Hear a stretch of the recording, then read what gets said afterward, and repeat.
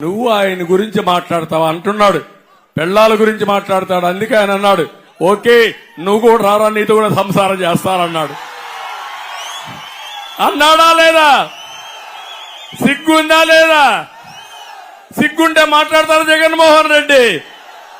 అందుకే అంటున్నా, నీకేమైనా సిగ్గుంటే పవన్ కళ్యాణ్తో పోయి సంసారం చెయ్యి, అప్పుడైనా నీకు బుద్ధి వస్తుంది. అంటే నోరు బారేసుకోవడం అంటే, పురంధేశ్వరి ఉంది బీజేపీ రాష్ట్ర పార్టీ అధ్యక్షురాలు, మా బంధువే. కానీ 30 ఏళ్లుగా ఆవిడ కాంగ్రెస్ లో ఉంది, ఇప్పుడు బీజేపీ రాష్ట్ర అధ్యక్షులుగా ఉన్నారు. దేశంలో చాలా మంది కుటుంబాల్లో వివిధ రాజకీయ పార్టీల్లో ఉంటారా లేదా అని అడుగుతున్నా మిమ్మల్ని.